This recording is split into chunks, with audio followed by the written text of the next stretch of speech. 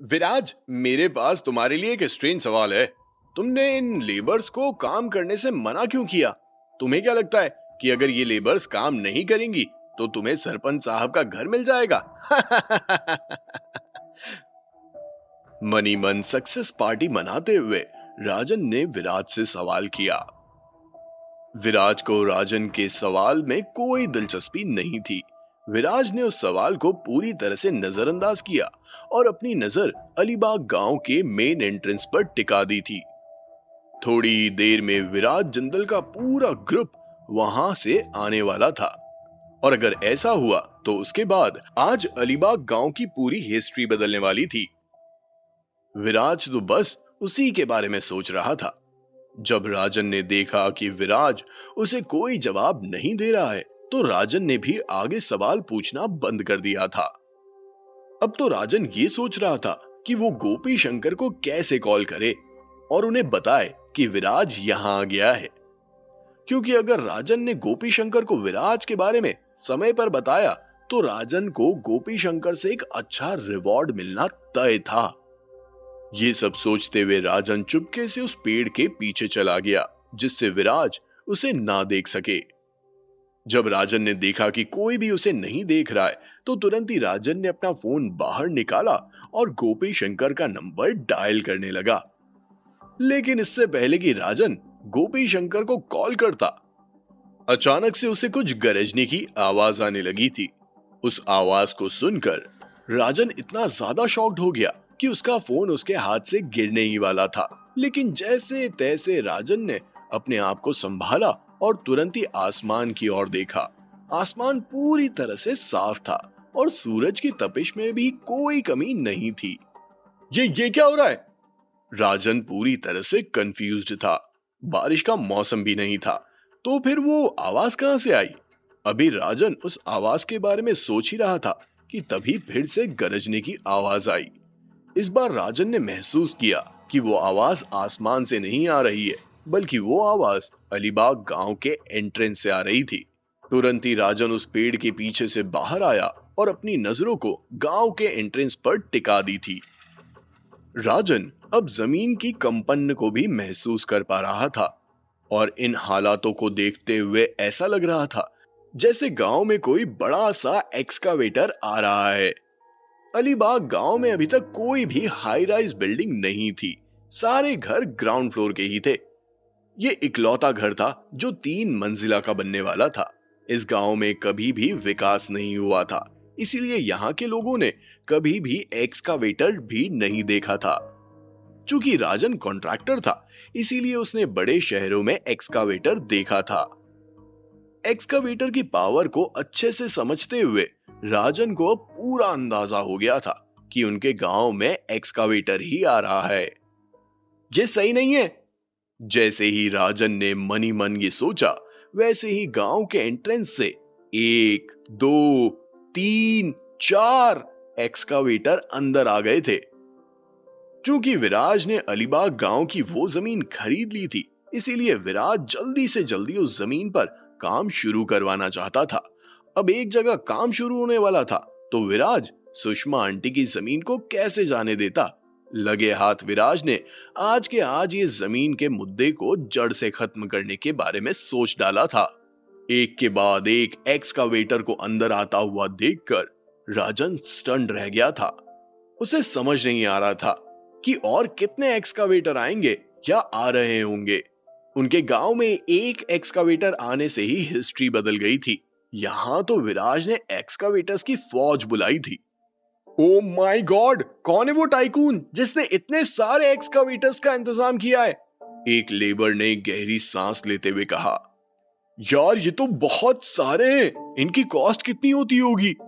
अगर हमें पहले पता होता कि यहाँ एक्सकावेटर्स आ सकते हैं, तो हमने इतनी मेहनत क्यों कराई? मेहनत कराई सो कराई, उसका पैसा भी नहीं दिया। अगर अब हमें एक्सकावेटर्स की मदद पहले मिल जाती, तो इस बिल्डिंग के कंस्ट्रक्शन का काम कब का पूरा हो जाता। दूसरे लेबर ने अपनी राय सामने रखी। तुम लोग पागल हो गए हो क्या? क्या तुम लोगों ने पहले कभी एक्सकावेटर्स देखे भी हैं? जब मैं पहले साउथ में काम करता था, तब मैंने वहां पर एक्सकावेटर्स देखे थे। एक एक्सकावेटर की पर डे कॉस्ट होती है करीब 2 लाख रुपया। ये दोनों की कंबाइंड सैलरी से भी ज्यादा है। आई बात समझ में? तुम लोगों को लगता है कि गोपी शंकर इतना पैसा खर्चा कर सकता है? इतने सारे एक्सकावेटर्स को देखकर तीसरे लेबर को यकीन हो गया था कि दाल में जरूर कुछ काला है, क्योंकि वो सभी लोग गोपी शंकर के रग रग से वाकिफ थे और उन्हें पता था कि गोपी शंकर इतना खर्चा नहीं कर सकता है। सभी लेबर्स की आंखों में गोपी शंकर के खिलाफ दुश्मनी दिखाई दे रही थी। इस समय लेबर्स को वर्क स्केड्यूल की कोई परवाह नहीं थी। सभी अपना काम छोड़कर एक जगह लाइन से शांति से खड़े हो गए थे और एक्सकावेटर्स के नजारे को देख रहे थे। तुम लोग क्या कर रहे हो? अपने काम पर ध्यान दो। जब राजन ने देखा कि लेबर्स ने काम करना बंद कर दिया है, तो तुरंत ही राजन ने उन्हें अल्टीमेटम देते हुए कहा। लेकिन साथ ही साथ राजन की नजरें भी उन मशीन्स पर टिकी हुई थी जो धीरे धीरे अलीबाग गांव के एंट्रेंस से अंदर की तरफ आ रही थी। जब आखिरी एक्सकावेटर अंदर घुसा तो राजन ने उसे काउंट किया। टोटल 20 मशीन्स अंदर आ चुकी थी। इतनी सारी मशीन्स को एक साथ दूर से देखने पर वो किसी ड्रैगन की तरह नजर आ रही थी। एक्सकावेटर्स के अलावा बुलडोजर्स, रोड रोलर्स और कुछ क्रेन्स भी थे। ऐसा नजारा राजन ने पहले अपनी जिंदगी में कभी नहीं देखा था और उसे समझ भी नहीं आ रहा था कि अलीबाग गांव में ये सब आखिर हो क्या रहा है। ऑब्वियसली राजन को इतना तो समझ में आ रहा था कि अलीबाग गांव में कोई बहुत बड़ा प्रोजेक्ट बनने वाला है, लेकिन वो प्रोजेक्ट क्या है, किसका है, इसका राजन को कोई आइडिया नहीं था। राजन को यह भी नहीं पता था कि उस प्रोजेक्ट का काम कब से शुरू होने वाला है और अलीबाग गांव में कहां शुरू होने वाला है। उसी समय राजन ने देखा कि विराज अपने फोन से उन एक्सकावेटर्स की तस्वीर खींच रहा है जो सड़क पर खड़े थे। इस नजारे को देखकर राजन मनी मन सोचने लगा, ये लड़का तो शहर में रहा है, इसने तो इन एक्सकावेटर्स को पहले भी देखा होगा, तो फिर ये इनकी तस्वीरें क्यों ले रहा है? ये गांव के लड़के की तरह क्यों बर्ताव कर रहा है?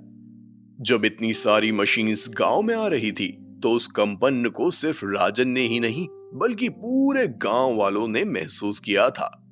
सभी लोग अपने अपने घरों से बाहर निकल आए थे और जब उन्होंने अपनी आंखों के सामने उस नजारे को देखा तो सभी सरप्राइज्ड थे। अलीबाग गांव पहाड़ी इलाका था और इसीलिए यहाँ पर पहले कभी कोई एक्सकावेटर नहीं आया था। अब अचानक से इतने सारे एक्सकावेटर्स आ गए थे कि सभी लोग शॉक में चले गए थे कि आखिर ये सब हो क्या रहा है। अपने अपने घरों से बाहर निकलकर एक दूसरे के बीच में फुसफुसाहट का दौर शुरू हो गया था। ओ माय गॉड, इतने सारे एक्सकावेटर्स, ये आए कहां से हैं? एक शख्स ने कहा। डोंट टेल मी कि हमारा अलीबाग गांव डिमोलिश हो रहा है। मैंने तो सुना था कि अगले 2 सालों तक अपना गांव डिमोलिश नहीं होगा, तो फिर अचानक से ये बदलाव क्यों हो रहा है? लोगों के बीच में एक्सकावेटर्स के आ जाने से क्यूरियोसिटी बढ़ती ही जा रही थी। पता नहीं यार, चलो चलते हैं और देखते हैं कि आखिर गांव में ये सब हो क्या रहा है। जैसे ही एक शख्स के मुंह से ये शब्द बाहर आए, वैसे ही सभी लोग हंसते हुए और बात करते हुए उन एक्सकावेटर्स को देखते हुए आगे बढ़ रहे थे। उसी समय सरपंच का घर। गोपी शंकर चौधरी अपने नए घर से आने के बाद एसी चलाकर चैन की नींद सो रहे थे कि तभी अचानक से उन्हें भी जोर जोर की किसी चीज के गरजने की आवाज आई। पहले तो गोपी शंकर को लगा जैसे बाहर का मौसम बिगड़ गया है और इस वजह से उन्होंने इतना ध्यान नहीं दिया। लेकिन जब गोपी शंकर ने धीरे धीरे जमीन का कंपन महसूस किया तो एक ही झटके में वो अपने बिस्तर से उठ खड़े हुए थे और देखना चाहते थे कि आखिर बाहर से ये सब हो क्या रहा है। जैसे ही गोपी शंकर के कदम कमरे के दरवाजे तक बढ़े, वैसे ही उन्हें एक आवाज आई। गोपी भैया, गोपी भैया, चलो चलो, जल्दी से मेरे साथ चलो। जब गोपी शंकर ने देखा कि वो इंसान जिसके मुंह से ये शब्द बाहर आए वो और कोई नहीं बल्कि कैलाश है, तो गोपी शंकर पूरी तरह से शॉक्ड रह गया था। अचानक से गोपी शंकर को एहसास हुआ कि कैलाश तो दूसरे कमरे में सो रहा था, वो अचानक से कैसे जाग गया और अब उन्हें बाहर चलने के लिए क्यों कह रहा है? क्या कैलाश को पता है कि बाहर क्या हो रहा है? कुछ ऐसे ही सवाल गोपी शंकर को परेशान करने में लगे हुए थे। कैलाश, ये सब क्या चल रहा है? तुरंत ही गोपी शंकर ने कैलाश से पूछा। मैं भी इतना यकीन के साथ तो नहीं कह सकता। मुझे लगता है कि मेयर साहब और दूसरे लोग आए जिन्होंने इन्वेस्टमेंट के लिए जमीन खरीदी है। चलिए जल्दी कीजिए, हम उनका वेलकम करते हैं। जैसे ही कैलाश के मुंह से ये शब्द बाहर आए, वैसे ही गोपी शंकर ने कहा, अच्छा ये बात है। दरअसल जब गोपी शंकर ने सुना कि मेयर साहब आए तो वो कुछ ज्यादा ही एक्साइटेड हो गया था। लेकिन सही मायनों में देखा जाए तो गोपी शंकर इन्वेस्टमेंट का नाम सुनकर सबसे ज्यादा एक्साइटेड था। और क्यों नहीं होता, कैलाश चौधरी ने ही तो कहा था कि वो इन्वेस्टमेंट करोड़ों रुपए का होने वाला था।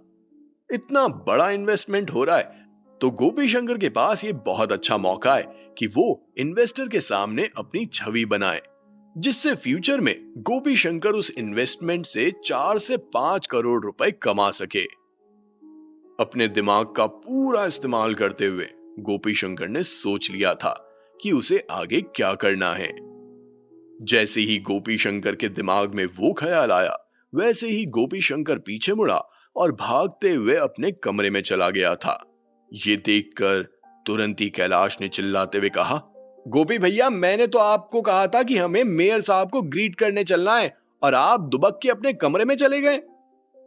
कैलाश, तू तो ठहरा गवर्नमेंट ऑफिशियल और तुझे इन ऑफिशियल से मिलना भी आता है, लेकिन मुझे इन ऑफिशियल से मिलना नहीं आता है। लेकिन जब मुझे पता होता है कि मैं किसी से डील करने जा रहा हूं तो फिर तुझे भी नहीं पता कि मैं कैसा हूं। हम इन शैबी कपड़ों में इन्वेस्टर से कैसे मिल सकते हैं? डिसेंट कपड़े तो पहनने होंगे ना, तभी तो हमारा इंप्रेशन उनके ऊपर अच्छा जाएगा। जैसे ही गोपी शंकर के मुंह से ये शब्द बाहर आए, वैसे ही कैलाश ने भी अपना मुंह खोलते हुए कहा, ठीक है, जाओ जाओ जल्दी करो। एक तरफ गोपी शंकर अपने कपड़े बदल रहा था तो दूसरी तरफ कैलाश के मन में पीयूष चावला ही दौड़ रहा था। इससे पहले कि पीयूष गोपी शंकर के नए घर पहुंच जाए, कैलाश जल्दी से जल्दी पीयूष से मिलना चाहता था और उसे वहां जाने से रोकना चाहता था। कैलाश चौधरी के अपने स्पेक्यूलेशन के हिसाब से पीयूष चावला को अभी अभी वो इन्वेस्टमेंट मिला था और वो उस इन्वेस्टमेंट में अपनी 90% एनर्जी और अटेंशन झोंकने वाले थे। लेकिन वो बची हुई 10% का क्या? यही तो कैलाश का गोल था। वो जल्दी से जल्दी पीयूष चावला के पास पहुंचकर उस 10% को पूरी तरह से खत्म करना चाहता था, जिससे पीयूष गोपी शंकर के उस नए घर की तरफ नहीं पहुंच सके और गोपी शंकर के साथ साथ कैलाश भी सेफ रहे। जैसे जैसे समय बीतेगा, वैसे वैसे फ्यूचर में उनके लिए आसानी होगी, क्योंकि कैलाश बहुत अच्छे से जानता था कि पीयूष चावला को लंबे समय तक चीजें याद नहीं रहती हैं। अगर गोपी शंकर का नया घर पीयूष के दिमाग से निकल गया तो आगे उन्हें कोई तकलीफ नहीं हो सकती थी। लेकिन ये सब करने के लिए उन्हें जल्दी से जल्दी पीयूष चावला के पास पहुंचना होगा। कल को अगर ये लोग लेट हो गए और पीयूष चावला पहले ही गोपी शंकर के नए घर पर पहुंच गया तो फिर हो गया कल्याण। उसके बाद तो गोपी शंकर को और पीयूष को कोई भी नहीं बचा पाएगा। जैसे ही कैलाश को ये ख्याल आया, वैसे ही कैलाश ने गोपी शंकर के कमरे की ओर देखा और चिल्लाते हुए कहा, गोपी भैया, अभी तक आपने कपड़े नहीं पहने क्या? सपने देखना बंद करो, जल्दी करो। ठीक है ठीक है। ये बोलते हुए गोपी शंकर अपने कमरे से बाहर आए, लेकिन जैसे ही कैलाश चौधरी ने उन्हें देखा, वैसे ही वो शॉक्ड रह गया था। आखिर कैलाश चौधरी ने ऐसा क्या देख लिया था जो वो शॉक्ड हो गए थे? क्या होगा आगे? जब तक ये दोनों भाइयों की जोड़ी मेयर साहब तक पहुंचेगी, क्या तब तक मेयर साहब गोपी शंकर के उस नए घर पर पहुंच चुके होंगे? क्या आज अलीबाग गांव में बहुत कुछ घटने वाला था? क्या अलीबाग गांव को उनका नया सरपंच मिलने वाला था? कौन होगा वो सरपंच? जानने के लिए सुनिए cash on my mind, only on pocket FM।